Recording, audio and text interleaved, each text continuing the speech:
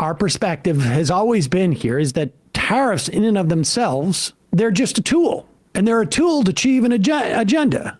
And generally, the way that tariffs are generally used, at least in modern times, as a mechanism in which to shield or build a domestic industry. Or maybe not even an industry, a specific, an industry. I would go that narrow. So like we want to make sure that we're producing enough steel in this country. We want to make sure that we're producing semiconductors. Or we realized during COVID that we have a problem in semiconductors. If China shuts down, we're going to have no semiconductors, or we're not going to have any chips, and we're going to have no cars, and we're not going to have computers. And so we need to build that industry here. And so we will put tariffs on products like that coming into this country. But on the other hand, we'll also incentivize and build factories, like give money to build factories. Now, of course, the way you would sequence that would be, we have a plan to build factories, to train workers to make this stuff, or whatever is involved. We're going to institute that plan. And it's going to take 6 months to a year, 2 years to get those factories built. And then we're going to put the squeeze on these products coming in so that this industry happens. Or maybe we roll it out a little bit. I mean, it's obvious how you sequence these things. Trump administration didn't do any of that.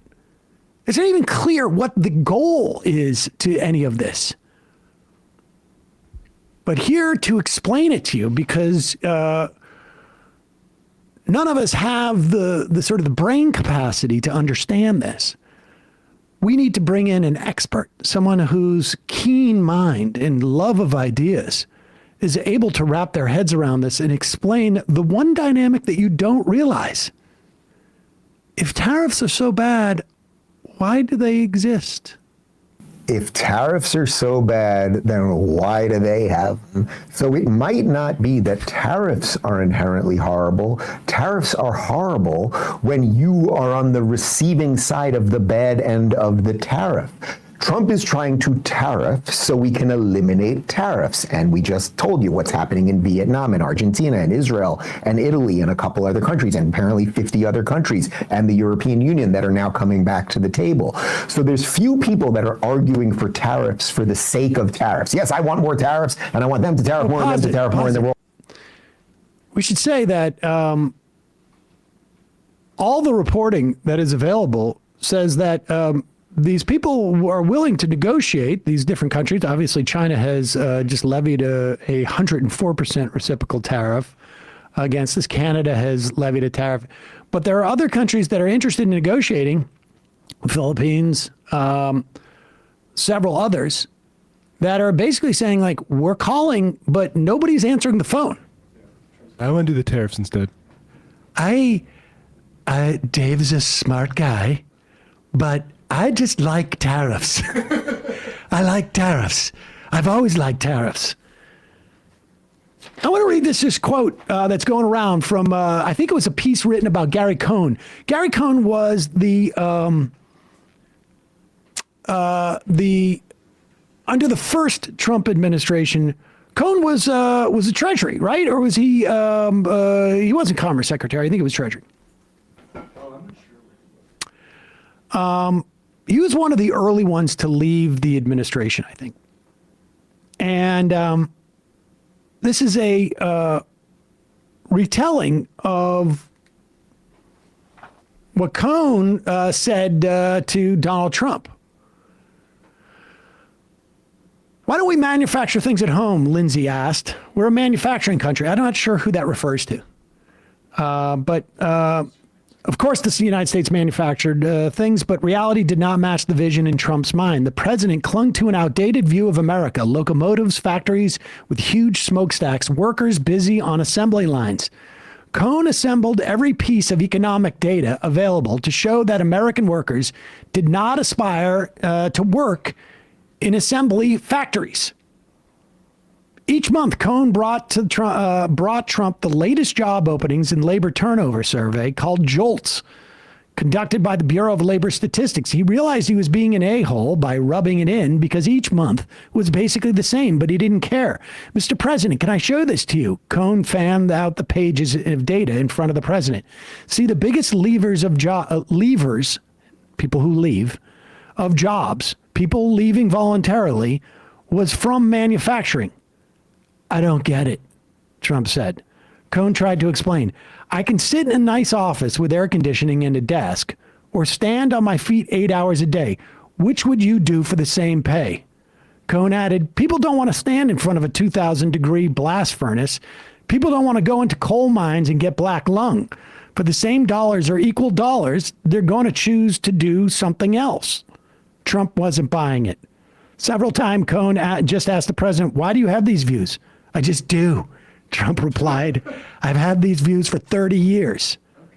Well, that doesn't mean they're right, Cohn said. I had the view for 15 years I could play professional football. It doesn't mean I was right. He's the chief economic advisor. He was the chief economic advisor. I guess he wasn't, he was head of, the National Council of, all right, let's go back to Dave Rubin. And Israel and Italy and a couple other countries, and apparently 50 other countries, and the European Union that are now coming back to the table. So there's few people that are arguing for tariffs for the sake of tariffs. Yes, I want more tariffs, and I want them to tariff more and them to tariff more, and then we're all going to pay more for everything. I'm not really hearing much of that argument. But if tariffs are bad, then why do they all do it? So you might understand why the markets are struggling right now, because Trump is trying to even the playing field. I think I used this analogy last week. You ever play Monopoly when you're a kid? Oh, pause it. Before we go into his dumb argument about evening the playing field, let's be clear. They're not even, the tariffs that we're imposing on these other countries are not even one-to-one on the tariffs that other countries have. There's a reason why we can't sell F-250s in Europe. It is because the roads are smaller. You would not be able to drive an F-250 or an F-150 for that matter, or really almost any one of every single pickup truck that is made in America, short of maybe an old Ford Ranger. Driving a Cybertruck in Bruges. You cannot drive through these cities in Europe. The roads are just too small. But that is factored into the tariff that we levy on them, because they consider that a non-tariff trade barrier. And there's a whole host of things like that that are encountered in this. And so we're not even putting reciprocal tariffs on them. But Rubin doesn't understand, because Rubin doesn't care. I mean, he's just trying to justify this. Well, you haven't let him do his metaphor yet. Okay, but here's his metaphor. And this metaphor is to explain how you even things out. This analogy last week. You ever play Monopoly when you're a kid and you're playing Monopoly, you got a couple friends around the Monopoly board, and somehow the guy who's also the banker always has a little more cash than everybody. He can somehow buy all those hotels on Baltic Avenue and turn it into Atlantic Avenue. Who in this analogy is the guy who has access to more cash than anybody else? Who is that? If the Monopoly board and all the players are the world, who is the guy who has the most cash? I mean, it's America, right? Is that what it's? So that guy is America. I'm just trying to figure out the analogy here. I mean, Monopoly, a game, very consciously an analogy itself of monopoly capitalism. So it's hard to sort of say, well, it's other countries and it's about tariffs. No, they were showing how capitalism works. Okay, but put aside what the actual game is, because it's not that deep of it's really just about a game for him. He doesn't understand what Monopoly is about. He hasn't made that connection. But there's somebody who has control of the bank. That would be, who controls the world currency? Well, Singapore, clearly. It's the United States. All right, so let's just go back and follow this. The United States is the one who controls the world's currency. Go ahead. So the banker always has a little more cash than everybody. He can somehow buy all those hotels on Baltic Avenue and turn it into Atlantic Avenue. And then you start realizing, oh, every time I turn around or pee, this guy's taking a little cash. That's basically what's been happening here. And then what happens? Then you throw the board, you hit him with it, you force some of those hotels down his throat. We've all been there. That's what's been going on here. So unless you want Trump to do that to you, come to the table, people. Rumble Premium, and then more on just the general state of lunacy.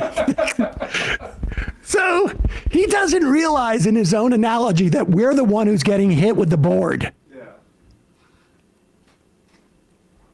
And the reason that they keep the money is that we're buying their things.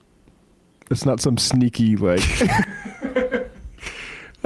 Somebody on the IM said, obviously, the banker in this metaphor is naturally transgender athletes. Right. Of course. Not the richest man in the world who has factories. Let's just take a peek into what's going on in the real world, the one that Dave Rubin does not inhabit. The one where even like his mixed metaphors or improper analogies don't exist.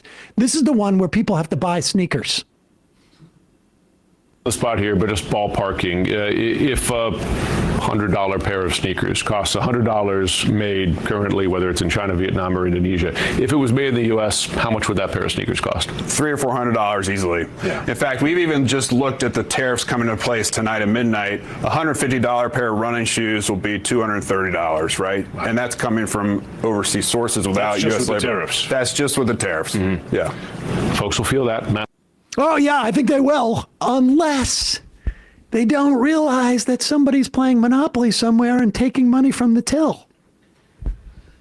Yeah, good luck. There's going to be a robot factory that's going to spring up to make all your running shoes. That's the other thing. Like, they're going around saying there's going to be like, what? Can we do this in a half an hour? What we really need, this is, I just want to pitch this one thing because I've heard nobody talk about this.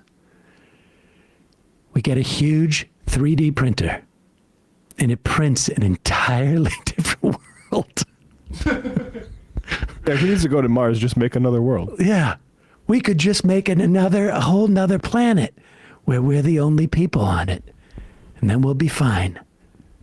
Yeah, like New Balance actually does have some made in UK and made in America lines. And I'm not even sure of how they source all the materials to assemble those, but they make them in the United States. They're $200 to $250 shoes already. Yes, and to have to build new capacity to do, I mean, this is just absurd. Also, the other thing that you should understand about this is that when the initial inputs into a supply chain go up, so for instance, let's say you have you sell food products and you buy your bags, maybe some of your ingredients from China. And that goes up, well, 104%. You add that cost to your manufacturing, you sell it to a distributor. The way that the distributor takes their cut, it's not a fixed figure, it is a percentage. So when you raise your price, it exponentially gets raised. If something I produced cost me $5 yesterday, and today it cost me 10, when it gets to the distributor, they don't just say, okay, well, we take 10%, we're going to take that 50 cents. They say we take 10%, that's another $1. So that product that was $5 yesterday and cost me $10 to make today, now instead of costing $5.50, costs $11. And then when that distributor sends it to the retail outlet, they also have a percentage markup. It's not a fixed figure. We don't add 25 cents. We add 25%. So these prices will exponentially grow.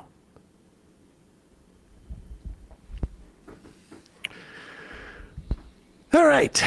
Well, I guess we'll see. I'm not sure who I believe, Dave Rubin or the other guy. Oh, the guy on CNN? Yeah, we'll have to see. Well, he's just a footwear distributor retailer. He's got tariff derangement syndrome. And here's the other thing. I also have no doubt that that guy who's on CNN is like, we have an excuse to raise prices again. And so everybody's going to raise their prices. Then they're going to say it's the tariffs. Because here's another secret. Corporate America don't give a F. If they feel they can get away with charging you more because they have the cover of these tariffs, they'll do that too. Yeah, the big corporations are going to do that, and the smaller ones are going to die out because they don't have the capacity to. They all remember how they made money hand over fist during COVID, and they could jack up prices and keep them inflated for longer, even after their logistics issues went away, because they had the cover of COVID. They had a built-in excuse. And that created a little bit more elasticity on what people were willing to spend. Hey, folks, don't forget to hit the subscribe button and check out our daily show. We do it every day at 12 p.m. Eastern for about 2.5 hours. We even take phone calls. You should check that out.